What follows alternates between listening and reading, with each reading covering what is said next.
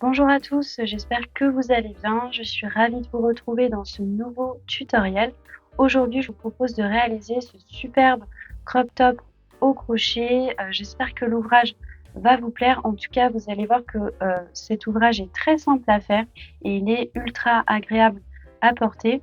En tout cas, avant de commencer le travail, comme d'habitude, je vous fais une petite présentation du matériel qu'on va avoir besoin pour réaliser cet ouvrage. Et n'oubliez pas, le matériel est disponible sur mon site crélia.com. Comme d'habitude, je vous mets les liens en description. Alors, cet ouvrage, on va le travailler avec un crochet numéro 3. On va avoir besoin de 2 marqueurs de points et une aiguille à laine pour la partie couture. Ensuite, pour le choix du fil, donc moi, pour l'ouvrage, j'ai choisi cette gamme de fils qui est juste, pour moi, un grand, grand coup de cœur. Pour moi, c'est le fil parfait pour travailler des crop tops. Il est, bon, déjà de 1, hyper agréable à travailler et il est d'un confort absolu. Il est vraiment très, très doux. J'ai été agréablement surprise. Alors, ça va pas être un fil qu'on va utiliser pour des gros ouvrages quand même, parce que, vous voyez, il y a le fil est assez fin. Après, si on a la patience de le faire, pourquoi pas, parce que ce fil est vraiment super agréable à travailler et super agréable à porter. Donc, bon, pour n'importe quel ouvrage, ça sera un ouvrage pépite, ça c'est clair. Voilà, après, il faut quand même la patience.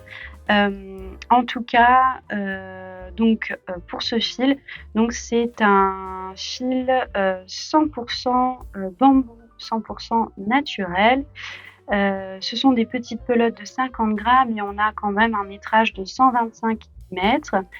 Le fil se travaille avec crochet ou aiguille 2,5, 3,5 et comme je vous ai dit précédemment, moi j'ai choisi de travailler avec un crochet numéro 3. Dans la vidéo d'aujourd'hui, je vais vous donner les indications nécessaires pour que vous puissiez ajuster l'ouvrage à votre taille. Moi, pour l'ouvrage d'aujourd'hui, j'ai travaillé la taille SM. Pour cette taille, j'ai utilisé environ 500 grammes de fil. Voilà, en tout cas, comme d'habitude, j'essaye de ne pas trop m'attarder dans le papotage. Voilà, donc c'est parti, on commence le travail. Ok, donc c'est parti pour le tutoriel. Donc on va commencer par faire un nœud de départ et on va monter nos mailles en l'air. Donc on n'a pas besoin de monter un multiple. Donc là, le nombre de mailles en l'air est totalement libre. Donc moi, pour mon panneau, j'ai besoin d'une largeur de 45 cm. Et pour ces 45 cm, je vais monter un total de 93 mailles en l'air. Donc vous allez monter votre chaînette de mailles en l'air que vous avez besoin pour atteindre la largeur du panneau que vous avez besoin. Ok, donc moi pour le panneau arrière, je me suis déjà avancée dans le travail, je l'ai déjà réalisé. Donc moi je vais juste faire un tout petit échantillon pour vous montrer le point, mais c'est très simple, tout simplement on va travailler tout en demi-bride pour le panneau arrière. Donc ça va être très très simple. Donc admettons, là j'ai bien mes 93 mailles en l'air. Je vais rajouter une maille lisière, donc une maille supplémentaire pour passer donc au rang suivant. Donc pour travailler le premier rang, il nous faut une maille lisière. Ensuite, on va travailler tout en demi-bride. La toute première demi-bride, on va la travailler à partir de la deuxième maille chaînette qui se présente.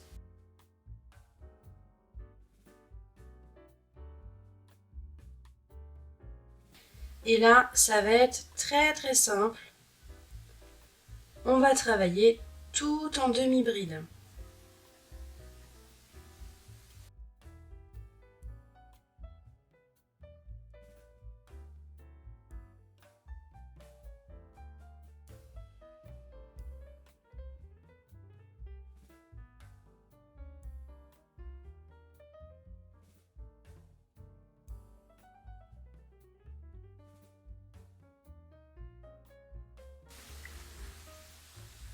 À la fin du rang, donc on travaille notre dernière demi-bride.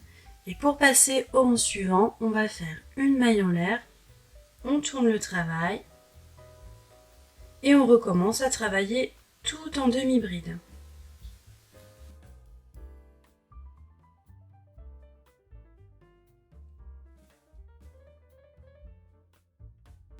Alors, une fois que vous avez terminé de travailler votre panneau arrière, donc moi, pour ma taille, j'ai fait un panneau de 32 cm. Donc là, on va travailler deux panneaux avant qui se présentent comme ceci. Donc là, on a un premier panneau. On va faire le deuxième panneau ensemble. Pour pouvoir savoir, donc, connaître la largeur que vous avez besoin pour votre panneau avant, tout simplement, vous allez prendre donc la largeur de votre panneau arrière que vous allez diviser par 3. Donc moi, au départ, pour mon panneau arrière, j'ai monté une chaînette de 93 mailles en l'air. Donc les 93 mailles en l'air, je les divise par 3 et ensuite, je vais travailler les 2 tiers de mon panneau. Donc les 2 tiers, je vais devoir monter une chaînette de 62 mailles en l'air. Vous voyez ici pour mon panneau avant, mon premier panneau avant, j'ai monté une chaînette de 62 mailles en l'air.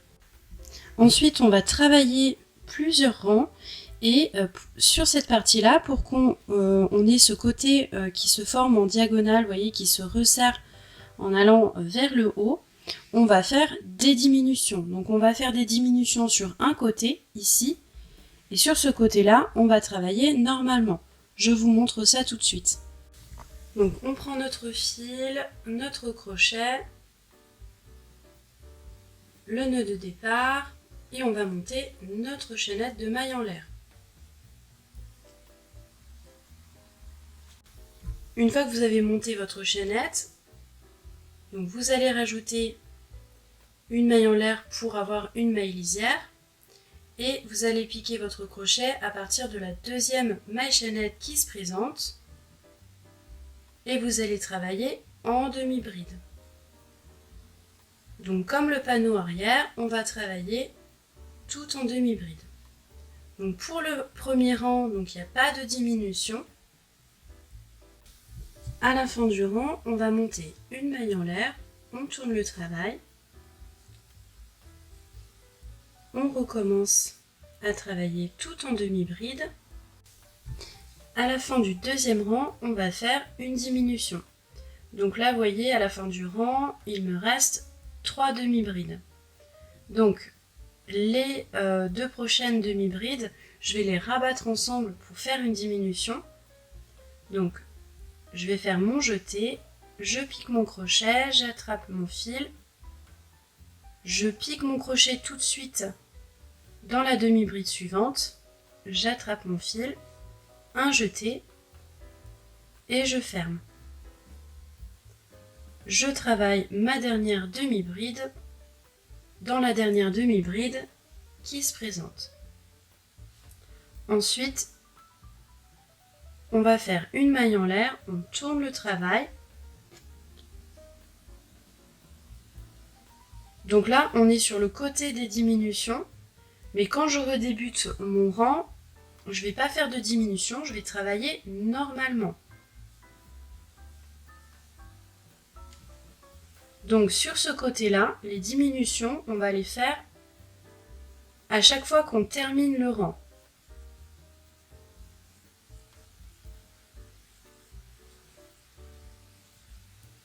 Donc, si vous voulez une courbe,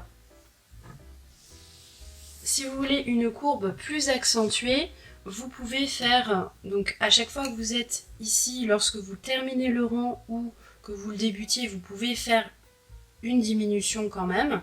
Donc votre courbe, en fait, elle sera beaucoup plus accentuée. Voilà, moi j'ai voulu faire comme ça pour pas avoir une courbe une diagonale trop accentuée. Après, c'est à vous de voir en fonction de vos préférences. Donc là, on va terminer le rang donc en demi-bride. Donc là, on est sur le côté droit. Donc on va terminer le rang normalement. Et on va le débuter normalement également. Donc une maille en l'air, on tourne le travail.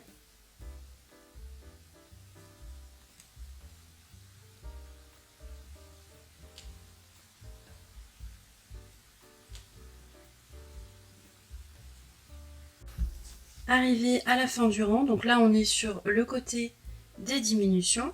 Donc on va terminer le rang avec une diminution. Donc on va rabattre les deux prochaines demi-brides. On va les rabattre ensemble. Et on termine avec une demi-bride.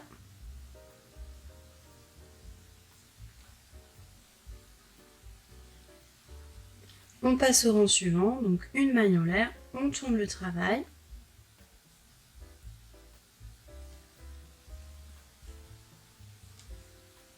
Et donc ainsi de suite.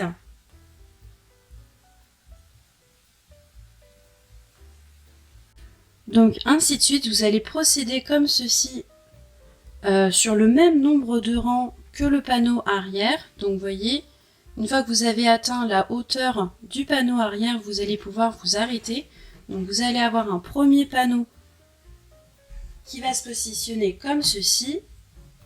Et ensuite, vous allez avoir le deuxième qui va se positionner comme ceci de l'autre côté. Ensuite, pour la prochaine étape, on va faire une petite couture.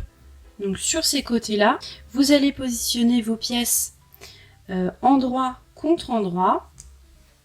Vous prenez votre aiguille à laine, un morceau de fil et vous allez faire votre couture.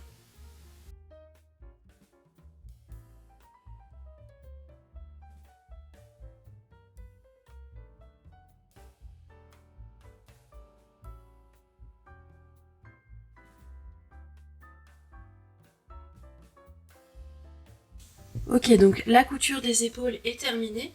On va faire la couture sur le côté de l'ouvrage. Donc on va mettre un repère ici. Donc vous allez déterminer avec votre maître la largeur de la manche. Donc moi pour ma part j'ai fait une largeur de manche de 16 cm et ensuite j'ai inséré mon repère en attrapant les deux faces de l'ouvrage. Et donc je vais pouvoir faire ma couture sur le côté ici pour pouvoir fermer mon ouvrage. Donc je reprends mon aiguille à laine et mon fil.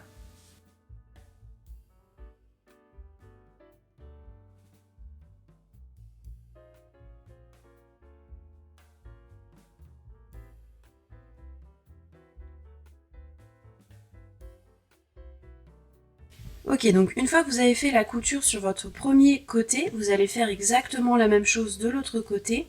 Donc moi, avant de faire l'autre côté, je vais vous montrer comment on va faire la bordure. Donc ici, sur ce côté. Donc, on va remettre notre ouvrage à l'endroit. Vous voyez, donc pour que la couture soit à l'intérieur, on va se positionner comme ceci. On va reprendre notre crochet, notre fil.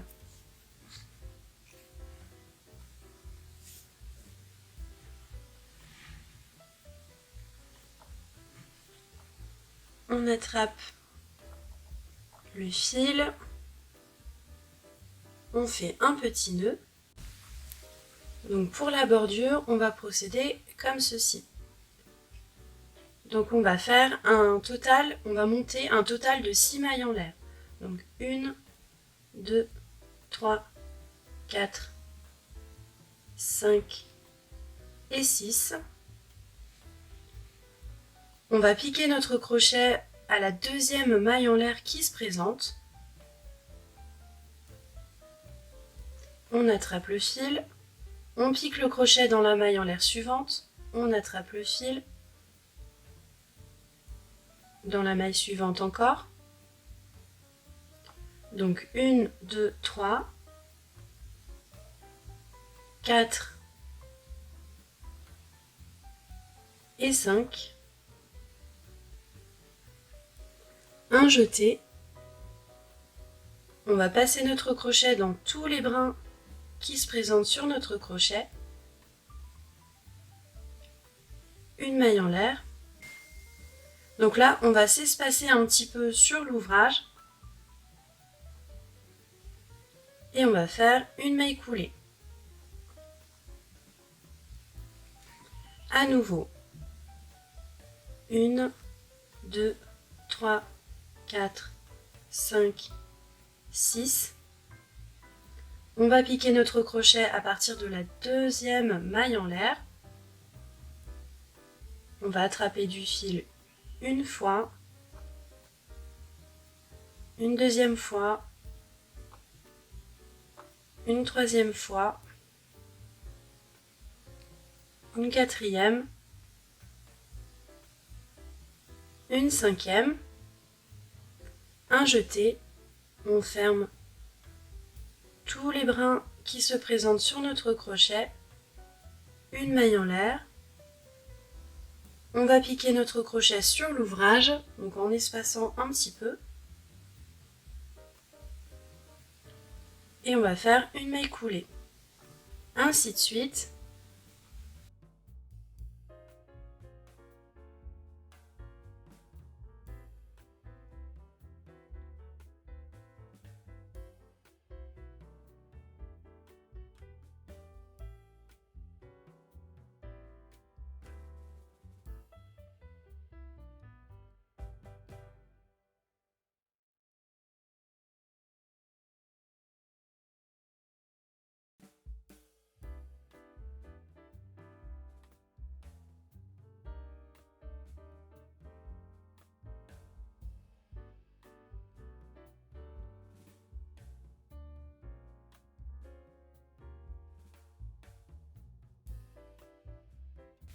Lorsque vous avez terminé le rang, vous allez faire une maille en l'air, on tire sur la maille en l'air et on coupe le fil.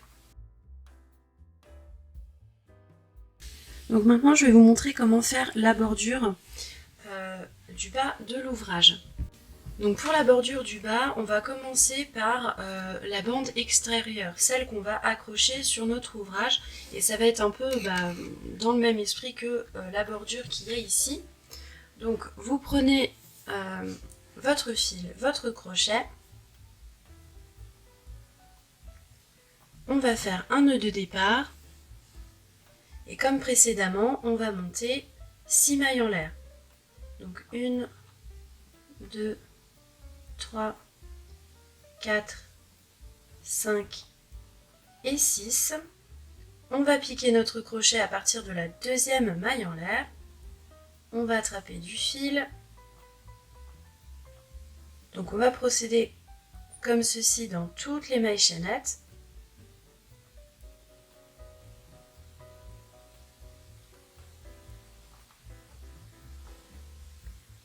Un jeté, on ferme.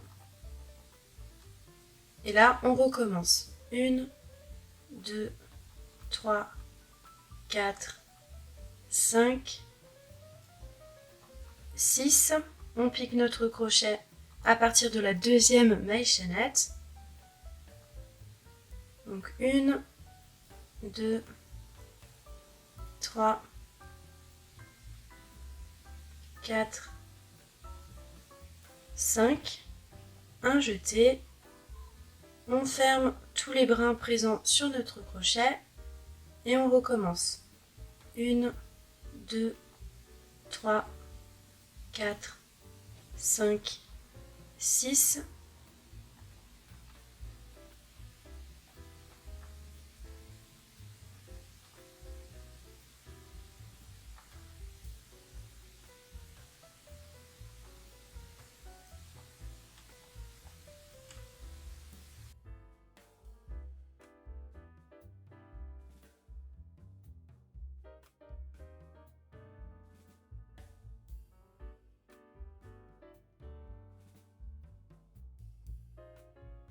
Ok, donc là j'ai travaillé une bonne longueur de la bande.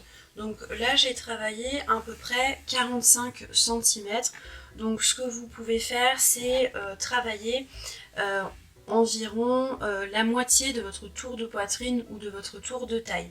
On va dire, voilà, on va faire au plus grand, on va faire le tour de poitrine.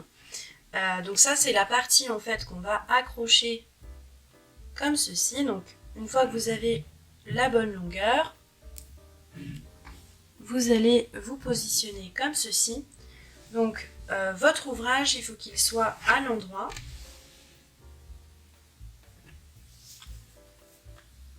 Hop. Donc on va accrocher notre bande ici. Donc là, on va choisir une extrémité, vous voyez, donc d'un panneau avant.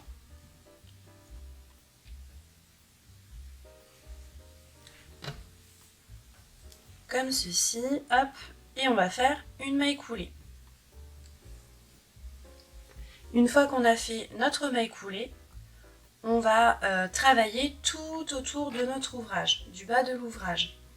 Donc là, on va procéder comme précédemment, donc on va monter 6 mailles en l'air, donc 1, 2, 3, 4, 5, 6.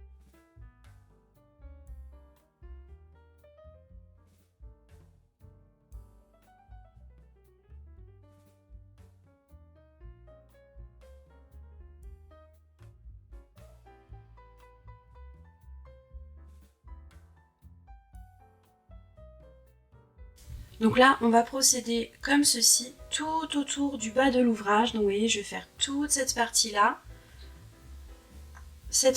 encore. Donc là, on va se retrouver derrière, donc au niveau du panneau arrière. On remonte comme ceci, jusqu'à temps qu'on atteigne l'autre côté, donc la fin du deuxième panneau avant. Ok, donc le tutoriel est terminé. Je suis trop contente du résultat. J'espère que cet ouvrage vous aura plu et vous aura inspiré pour vos prochaines créations. Je vous remercie beaucoup d'avoir regardé la vidéo jusqu'ici. En tout cas, n'hésitez surtout pas à me le solliciter en commentaire ou bien sur les réseaux sociaux si vous avez des questions ou besoin d'aide. Et voilà, moi en attendant, je vous dis à bientôt dans un prochain tutoriel.